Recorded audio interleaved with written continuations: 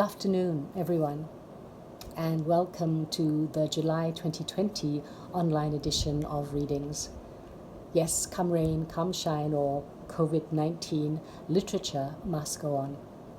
My name is Jo Kukathas, and I was very happy when Sharon Bucker asked me to curate this afternoon selection. Well, let's be honest, I had no choice. As Amir Muhammad has pointed out, how can anyone say no to Sharon Bucker?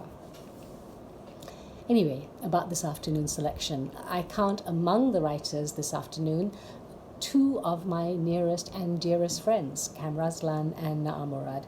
We've written comedy together now for over 25 years, but their literary talents are much greater than that. They are vast, ranging from comedy to history to science fiction to literary fiction, and I think probably everything that you could invent in between. I'm also pleased to introduce to you Sridevi Iyer, a Malaysian writer I met in Brisbane a few years ago because she had persuaded the World Theatre Festival director to include Para, a play I had directed, in their program. While we were there, she talked into the night with us, drank with us, talked politics and art with us, and memorably fed us. This is how lasting friendships are formed, over food and hand-wringing over Malaysian politics. I'm also happy to be able to introduce and invite my friend, the poet Abdul Salam. I was lucky enough to introduce him reading his poetry last year at Ilham Gallery, and I simply just wanted to hear him read more. And finally, I'm happy to be able to introduce the rebel writer Khairul Anwar, who, amongst other things, writes satire, and who is therefore a man after my own heart. Please enjoy this afternoon's edition of Readings. Sridevi Iyer is a Malaysian writer. She's lived in Australia, in various cities. She's lived and worked in Hong Kong and now lives and works in Australia. She writes, therefore, primarily about movement, planned moves, regrettable moves, disruptive moves. Her first beautiful collection, Jungle Without Water, and second book and novel, The Tiniest House of Time, examine the paradoxical element of movement in different ways. I've read her lovely first collection, Jungle Without Water, and can't wait to read her novel, The Tiniest House of Time. Please, everyone, welcome Sridevi Iyer to read from her work. Hey everyone, I'm Sridevi Iyer, and today I'll be reading an excerpt from my current novel called The Tiniest House of Time. This book is a historical novel, and one of the things it examines is the race riots that happened in the late 90s when Anwar Ibrahim was first fired by the then Prime Minister Mahathir Mohamad. And the story is also seen through the eyes of its protagonist, Sandhya, an Indian Malaysian, who is in a relationship with Faisal, a Malay boy. And it looks at their experiences during this time. Sandhya ran with Faisal and Jamal, drinking in the sight. She had never been to Kampung Baru before. The mosque was the central organism of the suburb.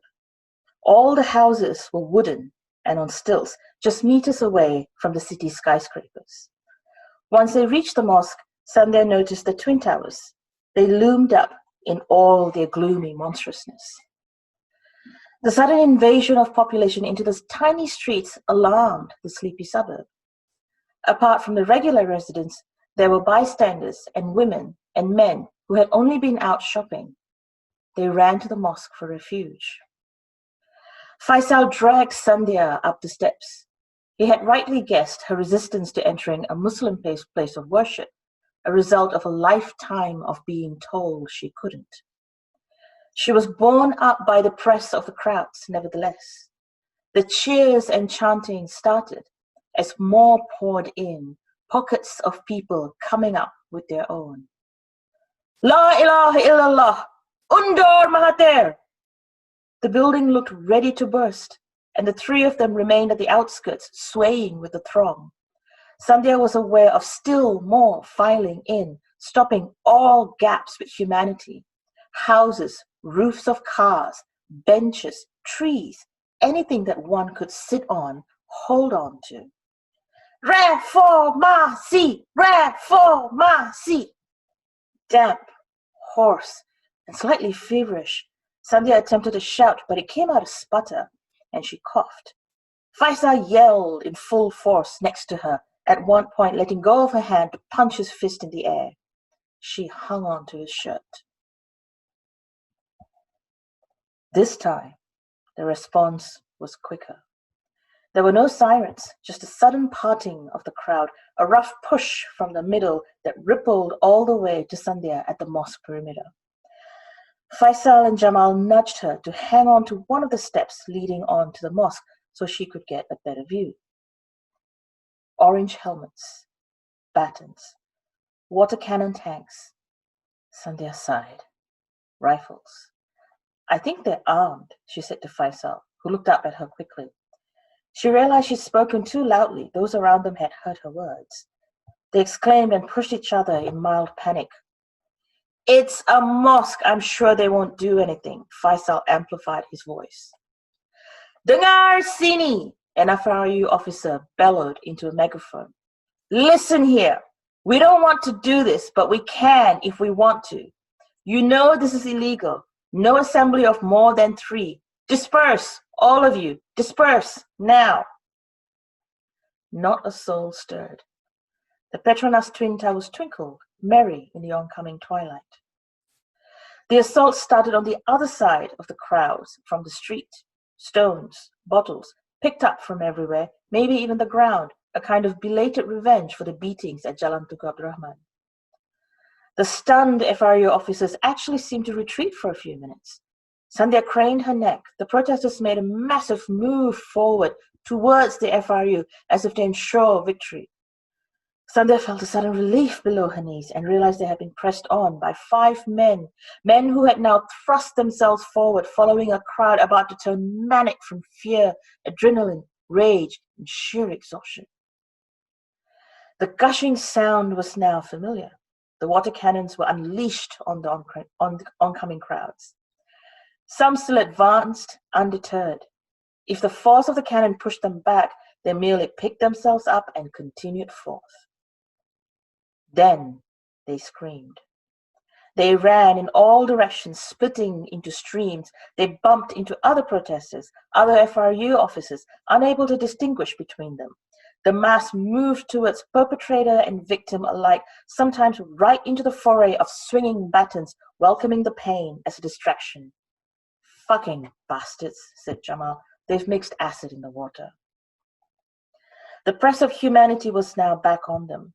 In the brief rush forward, Faisal had hoisted Sandhya up on the mosque steps, asked her to step inside. She now watched from the main window, oblivious to the stares from the Malay women wondering at her uncovered head.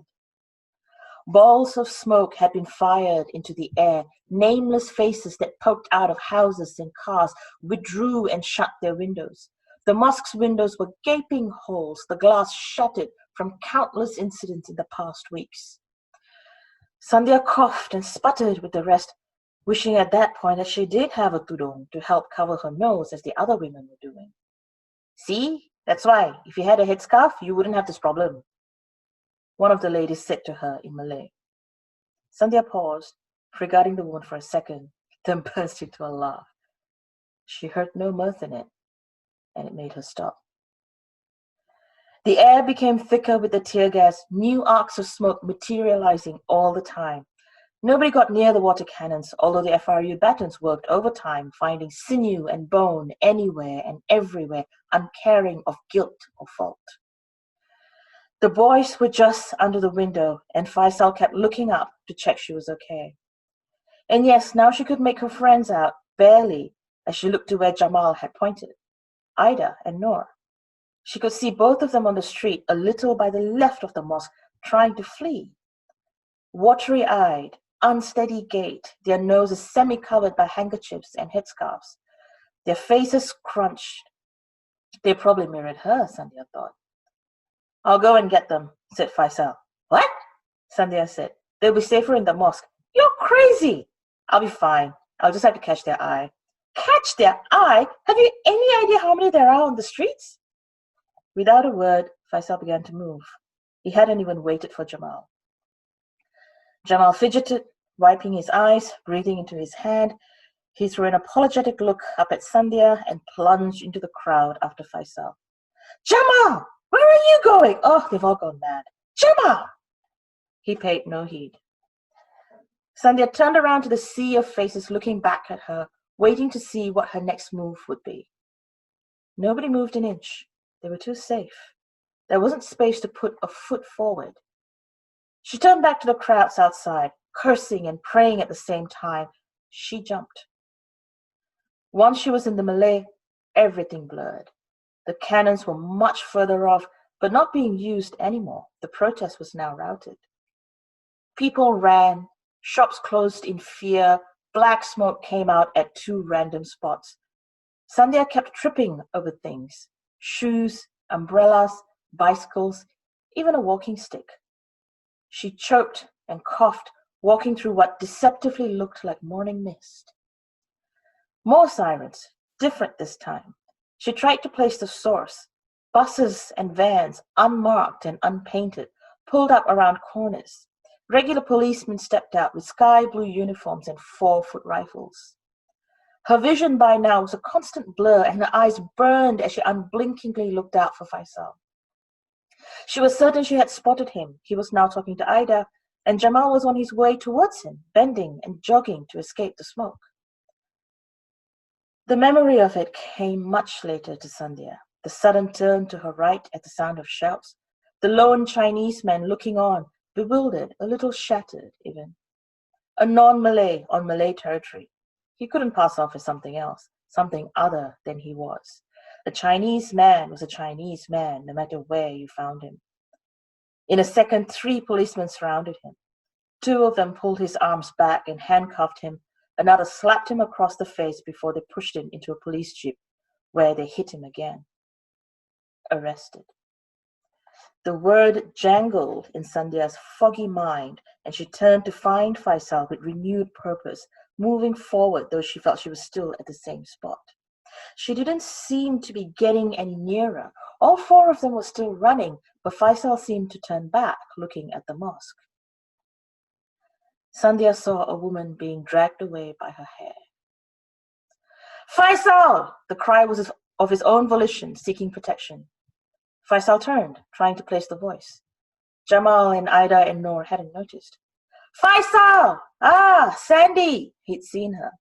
He stepped away from the others, his shoulders slumped, limping a little.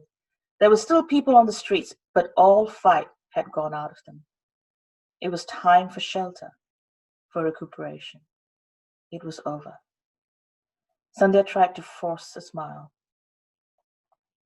The whole thing took less than 2 minutes. The guards swooped in, caught hold of Faisal. Someone said something. Faisal replied. Ida and Noor withdrew, wide-eyed. Jamal became a statue. Another question. Faisal spat on them in response. No! Sandhya roared. It was too late. The guard had struck back, waited 2 seconds, then struck again. Handcuffs, pushing, head down, straight into the FRU truck. Faisal!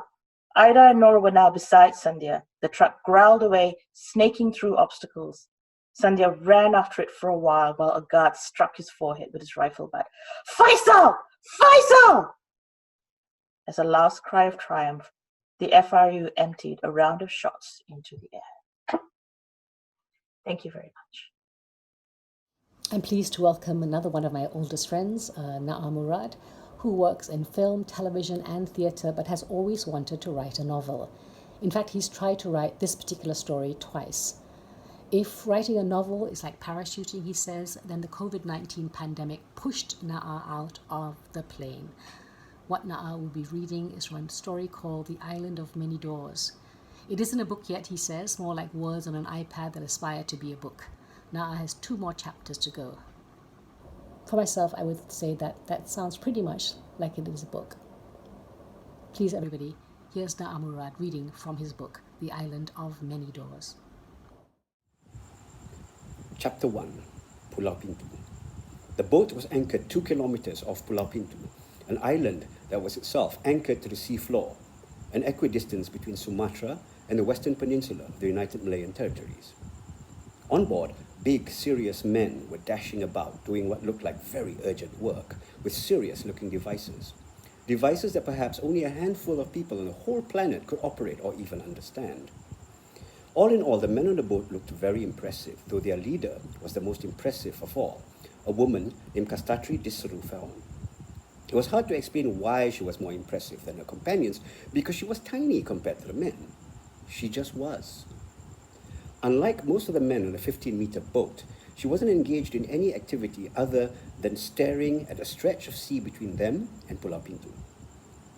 She was small and wiry, and her dark wavy hair streaked with white was blowing in the sea breeze. "Right," she said, and the activity around her stopped. More than a dozen eyes turned to her. About 5 minutes, maybe less. There was a muttering as the men doubled their speed. Kastatri looked over the side of the boat. A very large shape could be seen, moving slowly 5 meters down in the water. Kastatri was not in the least bit frightened of the thing in the water. Nevertheless, she hoped none of the men noticed it. Amidst all the running around, one man simply watched the water the way Kastatri did. He was fiddling with knobs on the goggles he was wearing. Goggles so peculiar, you might not even call them goggles. He stopped fiddling and his brow furrowed. "I am getting readings," the man with the goggles announced. His words, like Kastatri's, halted all activity. "I am seeing strange activity on the lowest level. Sub-red. Something is moving, growing, I cannot tell." "Are you certain, Dr. Vo?" asked Kastatri. "Yes." There was a bit of fear in Dr. Vo's voice. He removed his goggles and put on his glasses. "Then brace yourselves," said Kastatri in a loud, clear voice. She put her hands together like someone about to pray, except her fingers were laced. She whispered things in words no one on the boat understood. The ocean in front of the boat seemed to heave, but in silence. The following flash of light, like a dozen bolts of lightning concentrated in one place, could be seen from the eastern beaches of Pulau Pintu. Tourists lounging on the beach looked out to the sea and wondered if a big storm was coming. Chapter 2, Ceylon Peak. 2 weeks earlier, as the monsoon season was starting, Kastatri was on dry land and surrounded by her family in their house on a hill called Ceylon Peak, in the capital city of Malayapura of the United Malayan Territories. There was lively activity all around her. Her husband, Louis, was arranging animal-shaped biscuits on a huge platter exactly at the center of the dining table. Her 14-year-old daughter, Ialis, was arranging chairs, making 2 semicircles, 9 in the back row and 5 in the front row. Her 11-year-old son, Olivier, was trying to attach elaborate headgear on the family cat, Krinchi. Her family were around her, but also below her, for she was on a ladder, hanging up the Maila Aksha. The Maila Aksha is quite hard to say, but easy to describe, for it was simply a large coconut with patterns carved onto it. Kastatri would explain, if you asked her, that the Malaya Aksha meant the one who makes the crossing. Then Olivier, or Ollie, as everyone calls him, would try to be clever and would add, because coconuts can cross oceans and survive to become coconut trees. Yes, something like that, Kastatri would say, just a little bit mysteriously. The Feron family was preparing to celebrate Bunia Wastu. Ollie describes it as my family's made-up celebration, but never in front of her mother. Ialis, known as Liz, knew that Bunia Wastu had something to do with her mother's people. She assumed that they were the inhabitants of Pulau Pintu. Liz was old enough to know that cultural and religious celebrations were important. She certainly knew that they were important to her. What bothered Liz was that Bunia Wastu seemed to change from one year to the next, except the Malay Aksha, of course, which presided like a high priest over the proceedings without fail. Her mother would only give her deflective answers to why Bunia Wastu constantly changed, so about 4 years ago, she asked her father. I think it's because, began Louis, adjusting his glasses as if to set his mind in order. Punya Wastu is partly about change, about the passage of time and the changes it brings to an individual, a family, even a whole community. Really, Papa? Because Mama always goes on about energies always changing and realities in flux and other weird stuff. Is it some religious thing, Papa? Like Ramadan or Deepavali? Queried Liz, hoping for a normal answer. In a way, yes, it's cultural. And your mother's culture is complicated. And I am a nature conservationist, not an anthropologist, but I do know that, and at that point, her father would get as complicated as her mother, only all scholarly and not mystical and bizarre. Liz would partially shut down. She listened politely to multi-syllable words connecting incomprehensible things to the names of clever people she had never heard of. All Liz wanted to know was, why didn't the family have regular celebrations and traditions like all her friends had? Celebrations everyone was familiar with. Why didn't we at least do French things from Papa's traditions? Christmas? Bastille Day? Was there a cheese celebration at least?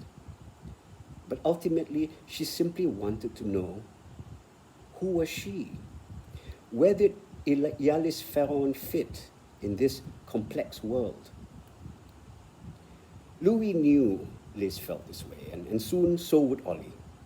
Louis himself didn't feel French. He grew up in New Caledonia, but also all over the world. He followed his parents on whatever project the National Geographic or Acta Geographica assigned them to. Louis's mother did most of the photography and his father most of the writing. His parents taught him to look at the world in a way few parents did. Louis eventually felt he was part of every culture and connected to every living thing. He felt that he belonged everywhere and secretly shared the world with all his fellow human beings. But Louis understood that Liz and Ollie will never have the childhood that he had. They needed to define themselves in some other way. But what should he tell them? Half of them came from a Frenchman who wasn't French, a man who had absorbed the world and let himself be absorbed by the world, and the other half of them came from Kastatri's world. And so it was, as the herald of the monsoon arrived as a light drizzle on the little house on Ceylon Peak, the Ferron family prepared for the celebration of Punya Wastu. Ollie looked out of the strange round windows at one side of the living room. "It's starting to rain," he announced. "That's good, Ollie love," Kastatri said. "We are in sync with the rhythm of the monsoons. The energies are aligned." Liz looked at her father, made a face, and quietly said, "I knew she was going to say something like that." Louis simply smiled. Ollie, on the other hand, was thrilled for some reason. He walked dramatically across the room, his arms making battle robot movements. "The energy matrix is aligned. Form, Mugendra, Phoenix, Shield." His sound effects were remarkably good. Ollie then stopped at the dining table, looked back at the row of chairs, back to the dining table, and finally glanced at his mother. "Why aren't we sitting at the table? Aren't we eating the biscuits like last year? I love the biscuits." "Don't worry, Ollie. We will eventually eat the biscuits," said Kastatri. "But this year, the biscuits will help divine our deep journeys." "Oh, wow! Deep journeys!" Having said all that, Ollie labored to catch Kerinci to fix the cat's headgear that was now listing to the left. "Why is Ollie so excited?" asked Liz. "He's 11. He's excited about anything new," said Louis. "Are you sure it's not some ADD thing or neurological damage from too many video games? When you were 11, for Punya Wastu that year, we went to the top of the hill and burnt effigies of negative influences. You remember that? Yes, and the neighbors called the police. It was prime crazy town and too embarrassing. But you loved it. You told the policemen to go catch villains, remember? I did. I did, didn't I? I don't think you had neurological problems either. And at that point, the doorbell rang. The guests were starting to arrive. Khairul Anwar uses the pen name Anwar Shah when he writes fiction, such as the latest one published by Fixie in the 2020 anthology. He raises chickens at his house in Sepang and occasionally practices law, which he says he unfortunately can't perfect as it keeps changing, especially when Parliament is in session. Khairul will be reading his short story, Program Angkasa Raya 20230, the only Bahasa Malaysia entry in the English language anthology published by Fixie Novo in 2020. It tells the journey of an ill-fated mission by Malaysians who are chosen to show to the world Malaysia boleh until they fight amongst themselves about who is the better Malaysian. Please everyone, welcome Anwar Shah. Hi, good afternoon. Thank you, Sharon, for inviting me again to do some reading. And thank you, Joe, for introducing me. Today I'll be reading my short story, which was published in Fixie Novo 2020 anthology. It's in Bahasa Malaysia, although the whole anthology is actually in English. I was quite surprised that it was received. To tell you the truth, there was a bit of a kerfuffle on my part because I didn't realize that I need to submit to an English anthology. So I thought I would be rejected as I sent it on the last day, and then I realized what I did. I actually tried to write it in English, but I give up halfway. So I was surprised when it was received well by the editor who wants to include it, and Amir Muhammad was asking them whether I seriously want to accept a story written in Bahasa Malaysia, although the whole anthology is in English. They push for it. So yeah, that's why my story, Program Angkasa Raya 2030, was accepted, and here it is. This is about the utopia dystopia of 2020, which in 1991 was supposed to be this is the year that we are supposed to have a flying car and I remember when in the 80s, Space 1999. So the story Program Angkasa Raya 2030 was inspired by the short story by Tom Hanks, of all people, who wrote Uncommon Type, his anthology, his short story anthology about friends going to space. They didn't explain it about how they go to space, but they went and what happened during the space odyssey. So this is mine. This is about a group of people being sent by the government of Malaysia to show that Malaysia boleh. Okay, and actually what happened in the flight, because it's in Bahasa Malaysia, I need to explain a bit what it's all about.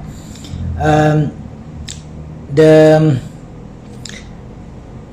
people who are chosen are those who are according to the like normally in Malaysia, the races who would be perfect for a flight. So there's nepotism, there's some political maneuver for certain people to get on the flight. There's the issue of Bumiputra, there's the issue of Malay, and everybody need to be represented. So that's the fight start, and they actually never return back to the world. So yeah, Program Angkasa Raya 2030.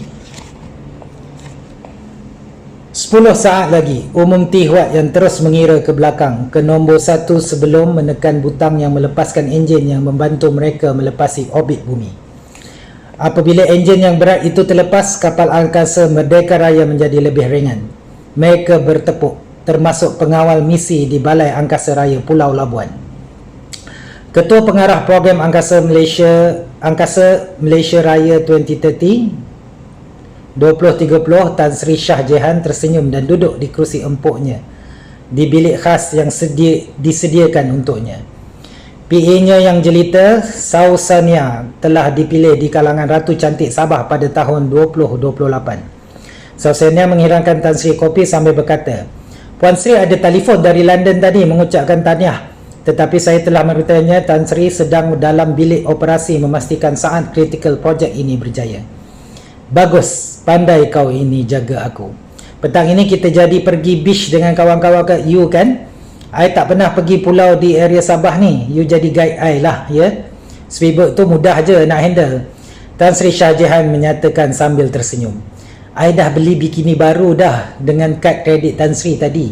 Ni I pakai terus." Sausania menarik sedikit kolor baju putihnya menunjukkan lurah dadanya yang bidang. Tan Sri memandang sekeliling, memastikan tiada siapa memerhati dan semuanya dalam kawalan, dan menarik Sausania ke atas ribanya. Di dalam kapal angkasa Merdeka Raya, suasana menjadi lebih tenang sehingga satu tahap kritikal. Amaran, satu objek tidak dikenali sedang menuju ke arah kapal angkasa ini. Sila ambil tindakan segera. Amaran, satu objek tidak dikenali sedang menuju ke arah kapal angkasa ini. Sila ambil tindakan segera. Suara digital itu hanya terhenti apabila Dr. Hazikah menekan butang kecemasan merah. Dia terus memeriksa semua bacaan digital yang terpapar mencari apa punca amaran itu dikeluarkan. Apa yang berlaku? Kita sudah sampai ke bulan ke? Ada meteor yang kita tidak lakukan pengiraan muncul secara tiba-tiba? Adakah kita akan mati? Suara panik daripada Kapten Hashim mengejutkan semua. Soalannya yang terakhir bukan seperti seorang yang pernah menghadapi kecemasan. Sebagai seorang juruterbang berpengalaman, kecemasan seharusnya dihadapi dengan tenang. "Kapten, sorry but maaf, tetapi kita perlu melihat semua instrumen yang ada sebelum kita perlu panik. Daripada pemeriksaan saya, tiada apa-apa objek yang sedang menuju ke arah kita. Mungkin ada sedikit masalah dengan komputer kira. Biar saya lakukan kalibrasi terdahulu." Tihwat dengan tenang memberitahu Kapten Hashim yang sedikit merah mukanya kerana malu dengan kemenikannya. "Aku sedang tidur tadi masa amaran tu berbunyi. Mimpi aku terjatuh ke bumi. Maaf, mulut aku tercelupa sikit." Kapten Hashim menyebut perlahan. Memang muka-muka rakan angkasanya kelihatan menghakiminya. "Tak apa, Kapten. Kita pun panik tadi. Tihwat dan saya akan memastikan tiada sebarang masalah dengan komputer kita. Kita hanya ada 3 jam sebelum memasuki orbit bulan dan perlu membuat pendaratan. Kapten perlu membuat persediaan untuk turun dengan Roshan." Suara Dr. Hazikah cuba memenangkan Kapten Hashim. "Daniel dan Roshan, pergi pastikan semua instrumen dan bekalan di dalam Orchid 1 berfungsi dengan baik dan cukup untuk pendaratan nanti. Buat pemeriksaan 3-4 kali. Kita tidak mahu ada masalah untuk Kapten dan saya apabila kami turun ke bulan nanti. Pastikan kereta rover telah di-charge dan bateri tambahan ada." Dr. Hazikah memberi arahan lagi. Doktor dah ambil alih tugas saya ke? Saya dah okey, Doktor. Tadi saya terkejut sekejap. Best tidur dalam kapal angkasa ni sampai saya mengigau terlebih pula." Kapten Hashim merasakan kuasanya sebagai ketua misi itu diganggu gugat oleh Dr. Hazikah. "Aku meletah sikit dia nak ambil alih terus misi ini. Ingat dia bini aku ke apa?" rungut Kapten Hashim di dalam hatinya kerana dia sering menghadapi masalah peribadi dengan perempuan yang berkuasa. "Maafkan saya, Kapten," jawab Dr. Hazikah dengan tidak ikhlas. Dia memang telah beberapa kali melakukan perkara yang sama sejak mereka berlepas ke angkasa. Sebagai seorang feminis yang terkenal di media sosial, dia telah lama merasakan Kapten Hashim, malahan Tan Sri Shah Jehan, sebagai liability yang tidak melayak memegang jawatan masing-masing sebagai ketua angkasawan dan ketua pengarah. Mereka hanya di situ sebagai kroni dan proksi untuk ahli politik yang telah meluluskan projek ini di Parlimen. Ikutkan Dr. Hazikah, dia 10 kali lebih layak untuk kedua jawatan itu. Jangan kerana panik tak tentu pasal dan kebodohan Kapten Hashim kapal angkasa ini dan kenderaan mereka Orchid 1 menghadapi masalah nanti. So that's a bit of my book, of my short story in 2020 and anthology. The other writer in it are Natasha Gideon, Raja Umi Dadrah, Catalina Rambuyan, Z. Adam Idris, Terence Toh, Anatan, Tina Isaacs. So they wrote in English. My short story was about the politics of Malaysian trying to gain control. It's what we normally had here down on earth. So I bring the story up to space, and even in space we still think that we are better than anybody else, and we try to gain control, like we normally do in Malaysia. We do it in parliament, we do it on the street, we do it in the coffee shop.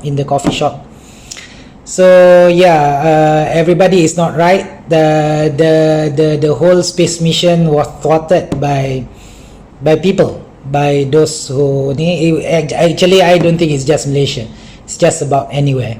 People love to fight for what they think is right for them. So thanks for having me.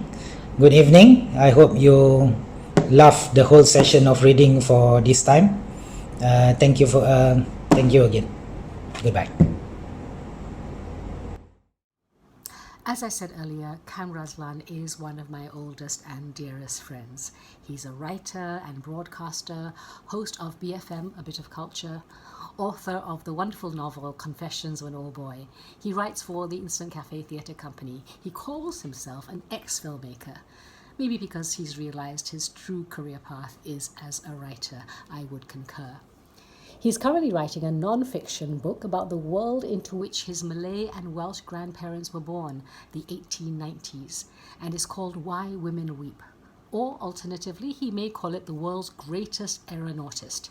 The book evokes the world of the 1890s, told through the true story of the self-proclaimed world's greatest aeronautist, who performed once in KL. I've read great sections of this book, and I, for one, can't wait for it to be published so we can all read it. He's also working on another book featuring the beloved character of Dato' Hamid in Confessions. In Hamid the Magnificent, our unreliable hero revisits his youth in London and Cold War Berlin of 1953. Again, I've read much of this novel, and I can't wait for it to be published. Please, everyone, welcome Kam Razlan. Hello, I am Kam Razlan, and I'm, God, look at my MCO haircut, it's awful. And I'm going to be reading a piece that I'm writing at the moment. So this one is hot off the press. It is non-fiction, and it's called Why Women Weep. I'm going to, excuse me, I'm going to read, I'll read it now, and I'll skip some bits so that you get a whole sense of the idea that I'm trying to convey. And if I make any mistakes, I'm not going to start again, I'll just rectify. And it's looking at the parallel stories of the two sides of my family, my Malaysian side, and my Welsh side. And they both happen to come from mining country, so I wanted to see if there are parallels. So let me begin. So, why women weep. By 1909, Perak was out of its dark ages that had begun slowly with the arrival of the Dutch in the 1600s and reached a violent peak in the 1870s when tin mines were being exploited with a full haphazard fury and fought over in equal measure. And my family was there, somewhere. Records are scant for my Malaysian family in the dim past of 1870, unlike for my Anglo-Welsh family. There were no census in Malaysia until 1970, long after independence, whereas in the United Kingdom the first census was in 1801, and then there are church records stretching back to the Domesday Book of 1086. I can trace the bare bones of my farming working class UK family tree on my computer from my home in Malaysia, while my Malay family quickly disappears into the darkness of myth. Alternatively, knowing and not knowing my past plays tricks with how I imagine the present. The Malayan state of Perak was long since its dark ages, when my paternal grandfather, Abdullah bin Nordin, was born in Kuala Kangsar in 1909. The rivers of the Malay Peninsula are short compared to the tropical rivers of South America or Africa, but the prodigious amount of rainfall means that they are wide. The Perak River, having scoured the jungle-covered highland, begins to calm itself and become navigable when touching flatter ground at Kuala Kangsar, before dropping its load of tin as it meanders onto the sea a further 100 kilometres downstream. Kuala Kangsar was and still is the royal seat of Perak, and its siting far inland is not unique among Malay states. Negeri Sembilan Seremban is also inland, but it is rare not to be situated at the mouth of a state's defining river, where a sultan can command the land's connection with the sea and partake in its trade routes that began in the jungle. The sultan would nominally own the river system and all the land, and his sons, Raja in Perak, Tunku in Negeri Sembilan, or a dependable Orang Besar, would control a tributary and exploit it as he saw fit, as long as tribute was sent to the palace. Around the Raja's house would gather a community called kampong, which would later mean a village, and later still would enter the English language as compound, as in mining compound. For 2,000 years, jungle goods like beeswax, ivory, scented wood, tin, silver, and gold were carried down rivers to entrepôts like Malacca, and thence on seasonal winds to ports in Java, Champa, China, India, Persia, Arabia, Egypt, or Africa, in exchange for cloth, rice, iron, horses, umbrellas, porcelain, and a myriad of other luxuries to satisfy the small but prosperous seafaring populations of the Malayan Peninsula and the entire maritime world of Southeast Asia. Empires rose and fell in a single lifetime, trying to secure choke points and monopolize sea lanes, but the trade itself continued unceasingly. In the 13th century, all the Asian spices that so excited Europeans and brought great wealth to Constantinople and later Venice could have fitted into 3 modern containers, while 10 times that amount went to China. Even the arrival of the Portuguese meant merely another player on the scene. Excuse me. The capture of Malacca by the Portuguese in 1511 is not so long ago by European historical standards, but for present-day Malaysians it is remembered as a civilizational collapse as profound as the sacking of Rome by the barbarian Visigoths in 410 AD, and the subsequent wanderings of the dispossessed royal house of Malacca are dimly remembered with an Arthurian quality. In this Malayan Dark Age, various Malaccan royals wandered north or south, establishing new societies and lineages, including here in Perak, and they presumably chose the siting of Kuala Kangsar in the hope that they could resume the ancient Asian trade cycles safely away from the depredations of the arriving Europeans and from the still powerful Acehnese of northern Sumatra. In both hopes, they were to be disappointed.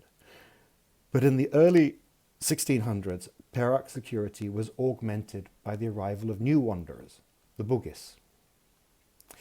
It is the arrival of the Dutch that signaled the desperate and slow end of Southeast Asia's trade networks, and the end of an Asian's understanding of how the world worked and their place in it.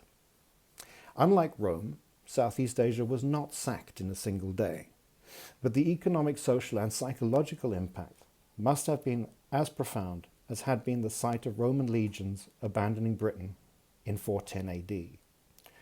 With far greater numbers of sailors and traders than the Portuguese could ever muster, and with the unlimited financial resources of Amsterdam, the Dutch simply kept coming, with ships, firearms, and a ferocity that could not be matched.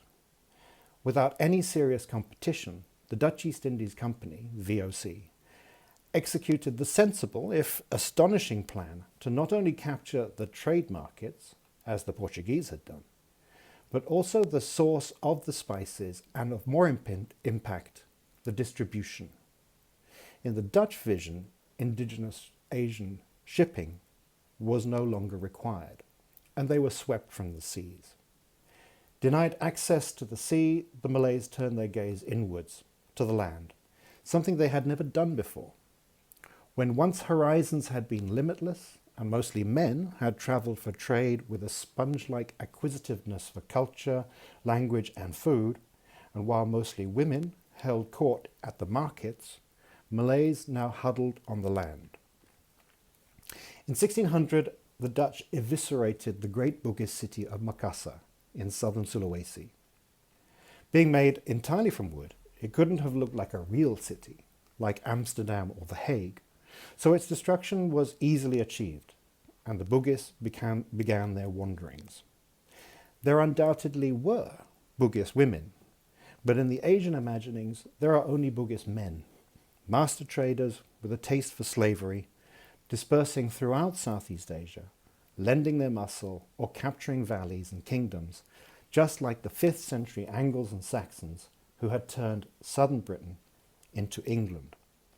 In Perak, the Bugis took on the Malay language, long since the region's language of trade, and my family likes to think that we are their descendants. I'm going to skip a bit.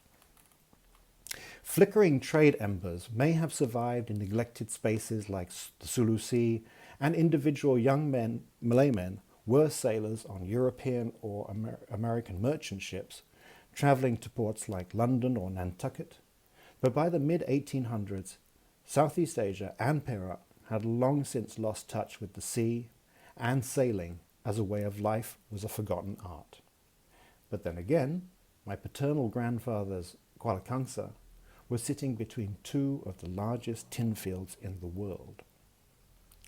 In October 1895, my maternal great-grandfather, William Henry May, was almost certainly watching a play called Why Women Weep in the new public hall of the new village of Llanbradach in the mining valleys of South Wales, the largest coalfields in the world. The one-act play was being performed by members of the Thomas family, landowners of Llanbradach, who took a paternalistic interest in the moral and cultural lives of their new tenants, having paid for several local amenities, including the Anglican church, the schoolhouse, and the public hall. William May would no doubt have been captivated by the blessing of culture by the esteemed Thomases, being a staunch conservative in the otherwise solidly working-class valleys of South Wales.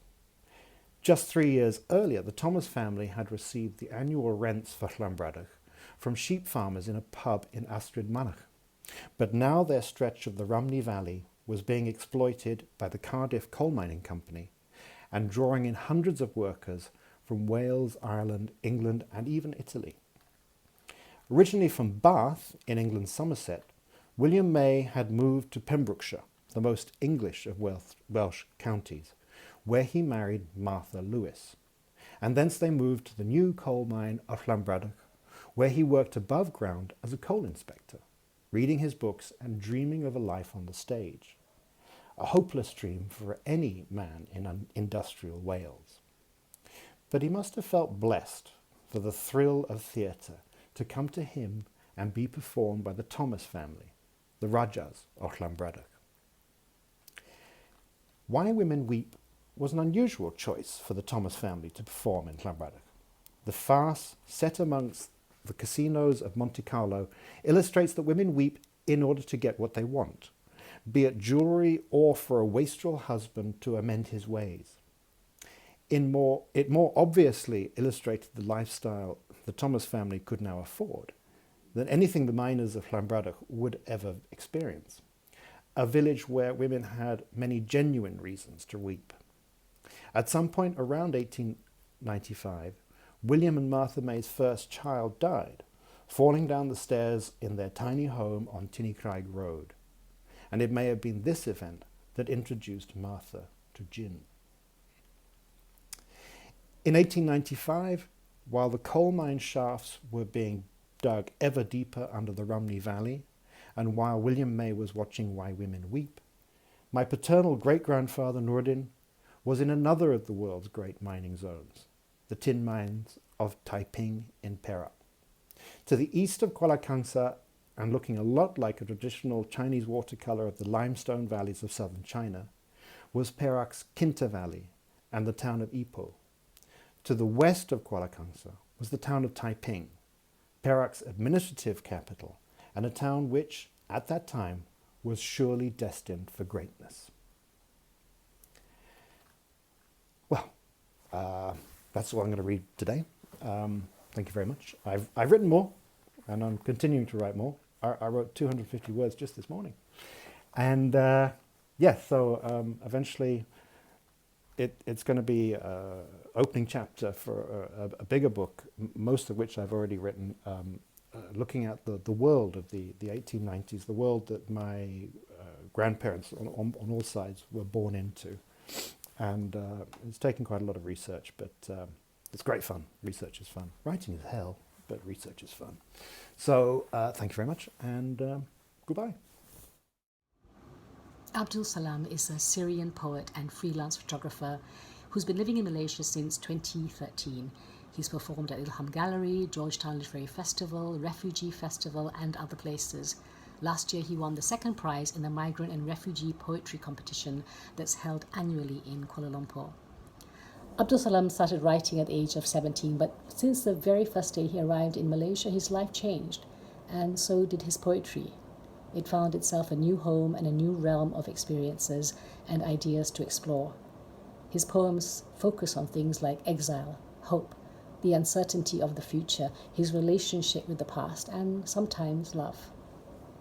One of his pieces, titled "You're a Big Boy Now," talks about a refugee kid who lost his father and had to flee for his life with his mother to find himself in a place he knows nothing about, and that he's now a big boy who should take care of himself and his mother. Today he'll be reading two new poems. Everything Changes was written during the time of lockdown in KL. It explores, he says, the little changes that happen within us and around us that often go unnoticed. The second poem is a new poem about love, his girlfriend.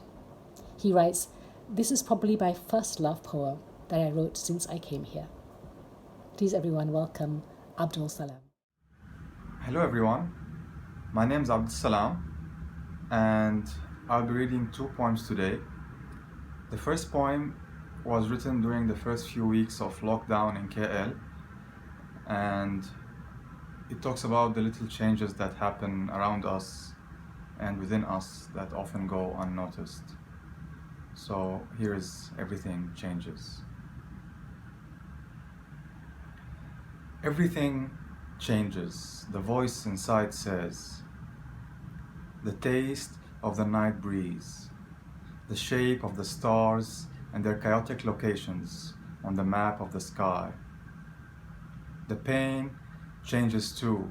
It moves from the top right of the heart down to the bottom left of the stomach. The sound of despair and worry in the air. The unknown you always fear.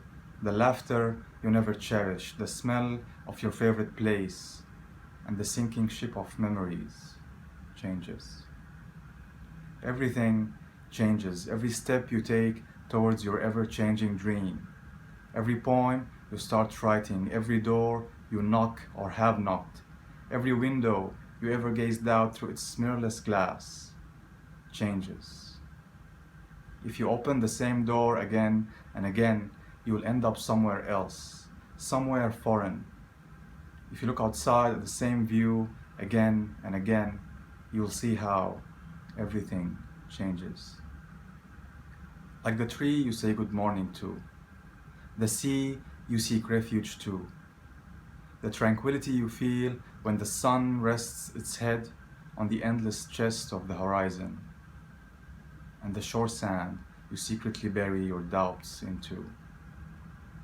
And just like everything else, I remember that I change too. the wrinkles on my face, the lines on my palms, the strength of my shoulders, and the length of my breath. Everything changes, and I know I change every time I hear a new bird song, every time I dig deeper inside of myself, every time I see a new picture of the never-changing nature of humanity. And I wonder, will this ever change?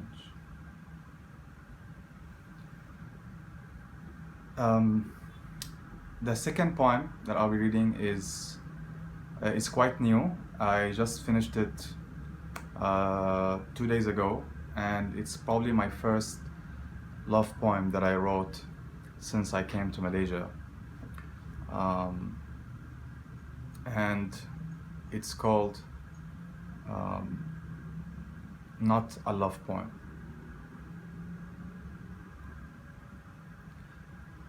She silently says, "Write me something, anything, a letter, a song, a poem.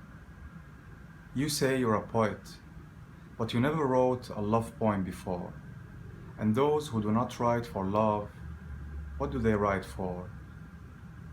It is strange how letters melt and quickly evaporate. I hesitantly try to explain. How rhythms and rhymes begin to fall apart.